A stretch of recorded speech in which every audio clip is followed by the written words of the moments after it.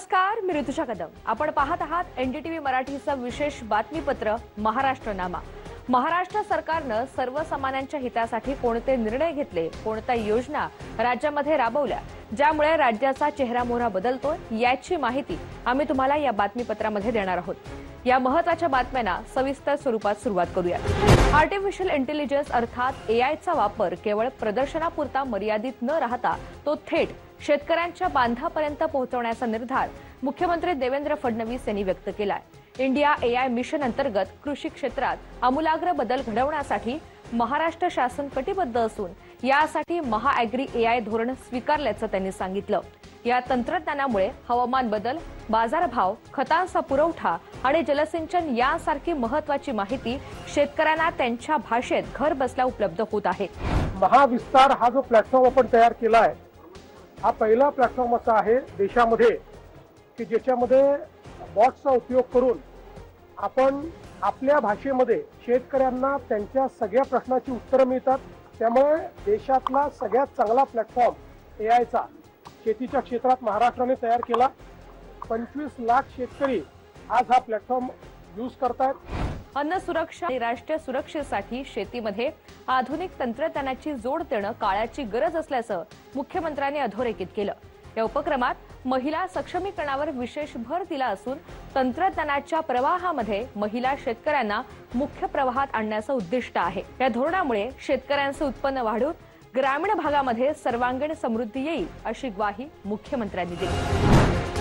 केंद्र सरकारनं महाराष्ट्राच्या श्रमिक बजेटमध्ये 13 कोटींवरून 16 कोटी मनुष्य दिवसांपर्यंत वाढ करण्याचा महत्त्वपूर्ण निर्णय घेतला। विकसित भारत रोजगार आणि आजीविका मिशन हमी ग्रामीण योजनेअंतर्गत मिळालेल्या या 3 कोटींच्या वाढीव मनुष्य दिवसांमुळे ग्रामीण भागामध्ये मोठ्या प्रमाणावर रोजगार निर्मिती होणार आहे। याबद्दल मुख्यमंत्री देवेंद्र फडणवीस यांनी पंतप्रधान नरेंद्र मोदी आणि केंद्रीय मंत्री शिवराज सिंग चौहान यांचे मनपूर्वक आभार मानलेले आहेत। बातमी मुंबईतून आहे। मुंबई महानगर प्रदेश विकास प्राधिकरणाच्या 160व्या मुंबई आणि परिसराच्या पायाभूत सुविधांसाठी 48,000 कोटी रुपयांच्या अर्थसंकल्पाला मंजुरी देण्यात आली। यामधील 75% निधी रस्ते, मेट्रो आणि उड्डाणपुलांसाठी खर्च होणार आहे। प्रवाशांच्या सोयीसाठी बीकेसी मध्ये पॉट टॅक्सी तर ठाणे आणि मीरा भाईंदरमध्ये बोट टॅक्सी सुरू करण्याचा महत्त्वपूर्ण निर्णय यावेळी घेण्यात आला। उपमुख्यमंत्री एकनाथ शिंदे यांच्या उपस्थितीमध्ये पार पडलेल्या या बैठकीमध्ये वाहतूक कोंडी फोडण्यासाठी डबल डेकर फ्लायओव्हर आणि अंडरग्राउंड टनेलिंग प्रकल्पांना गती देण्याचं निश्चित झालं। एल्फिस्टन पुलाचं काम गणेशोत्सवापूर्वी तर घोडबंदर रोडचं रुंदीकरण महिनाभरात पूर्ण करण्याचं उद्दिष्टही प्रशासनानं मांडलेलं आहे।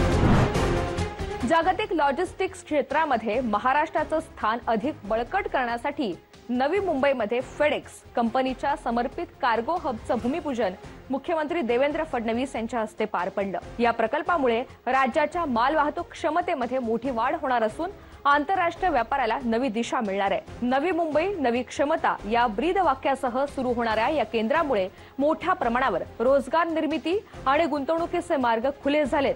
महाराष्ट्राला जागतिक लॉजिस्टिक्सचं केंद्र बनवण्याच्या दृष्टीनं हे एक महत्त्वपूर्ण पाऊल असल्याचं मुख्यमंत्री देवेंद्र फडणवीस यांनी नमूद केलं। माझी वसुंधरा अभियान सन्मान सोहळ्यामध्ये राज्याचे राज्यपाल आचार्य देवव्रत आणि उपमुख्यमंत्री सुनेत्रा पवार यांच्या प्रमुख उपस्थितीमध्ये पर्यावरण क्षेत्रात उल्लेखनीय कार्य करणाऱ्या संस्थांचा गौरव करण्यात आला। यावेळी उपस्थितांशी संवाद साधताना सुनेत्रा पवार यांनी जमीन, पाणी आणि हवा या त्रिसूत्रीच्या जतनावर भर दिलेला असून पर्यावरण संवर्धन ही काळाची गरज असल्याचं प्रतिपादन केलं। दिवंगत उपमुख्यमंत्री अजितदादा पवार यांचे पर्यावरण रक्षणाचे स्वप्न साकार करण्यासाठी एकत्रित काम करण्याचं आवाहन सुद्धा करण्यात आलं। गडचिरोली जिल्ह्यामधील माओवाद्यांच्या दहशतीचे प्रतीक असलेली शेवटची 44 स्मारक यशस्वी मोहिमेमध्ये जमीनदोस्त केली आहेत। या धाडसी कारवाईबद्दल मुख्यमंत्री देवेंद्र फडणवीस यांनी गडचिरोली पोलीस दल, C60 कमांडो आणि सीआरपीएफच्या जवानांचं मनापासून अभिनंदन केलं। ही कारवाई केवळ भौतिक संरचना हटवण्यापुरती मर्यादित नसून अनेक वर्ष जनतेच्या मनावर असलेल्या भीतीवर लोकशाहीनं मिळवलेला हा निर्णायक विजय असल्याचं मुख्यमंत्र्यांनी नमूद केलंय। तर या होत्या आठवड्याच्या महत्त्वाच्या बातम्यांचा आढावा। पुन्हा भेटूयात पुढच्या आठवड्यामध्ये। नमस्कार।